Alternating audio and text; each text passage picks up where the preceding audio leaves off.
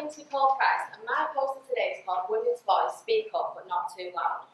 The presentation focuses on gender inequality, but more this, the struggle that women go through in the home environment, workplace and in life in general. My three texts is Taxi by Khalid Alchemist, Chimamanda Ngozi Adichie's New Husband, and the poem She Speaks, a school teacher from South India by Mina Alexander. Then my three artworks is Pauline Bunny by Sarah Lucas, Jenny Halsey's Truisms, and Margaret Harrison's Homeworkers. My first text, Taxi, the first thing to notice is there's a lack of women. With it being set between 2005 and 2006, it shows that women are seen more as stay-at-home wives and mothers than out there in the workplace. The first time a woman is introduced is in chapter 11, is when she removes the hijab. She's doing this to please her family, but then also to further her own life as she's on her way to work. It shows that women have to look pretty, but then she's got to go against the religion to do this.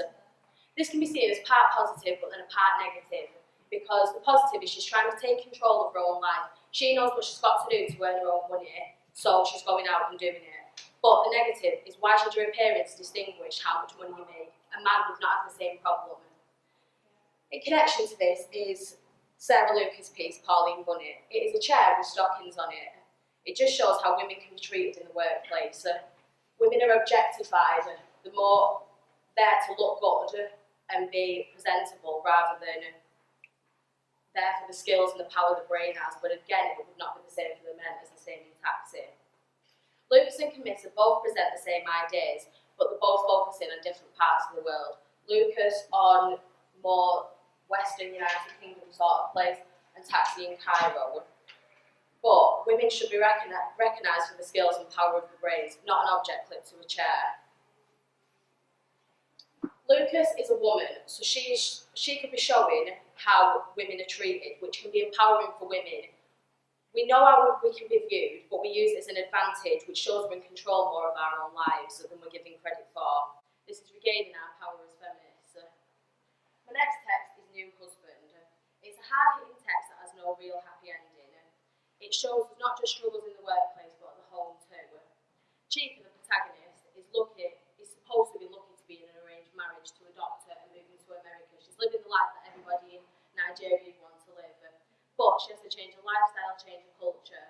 She's now bound to him, but society says she should be thankful for everything she is given. Her marriage is based on lies because he's not even a qualified doctor yet, and he has no intention of getting her a visa or work, which she wants. She has to forget all this though and just do as her husband says rather than being an equal with her husband. Jenny Halsey's piece, Truisms, is a selection of statements in a flashing light. It's not your typical art, but it attracts the viewer well, as it's hard to ignore something that's flashing in your face. One of the statements I found very interesting was, it says, raise boys and girls the same way. This is modern art, which is going to a wider and younger audience. People can see art as being boring and something not that interesting, but it can be anything you want it to be. The statements are simple, which I think is Halsey trying to portray how easy these statements are. If we raise girls and boys the same way, there'd be no need to fight for this equality. It's a simple task, but ironically, it seems impossible to do. In connection to Truisms, Mina Alexander's poem, She Speaks, a teacher from South India, it suggests it's not just about raising children that needs changing. It's society and religion is the way it influences how we're accepted. The three girls in the poem kill themselves in order to take the burden off their father. It shows that daughters have a massive impact on the fathers in India because the fathers have to arrange the marriage, give them a stable life before they go out with the husband. If society, religion and culture would change, it would take the burden off the fathers' lives. If we follow Halsey's statement and we taught this to the youth, equality would be there and there'd be no need to teach it anymore because future generations would follow. All of the text and all of the artwork recognise how women are treated, and it's spreading recognition to their audiences. Margaret Harrison, in Homeworkers, recognises women's achievements. It's an extremely empowering piece. Part of the piece has a hand and it has exploitation written on it. This is showing that women have exploitation inscribed in their DNA.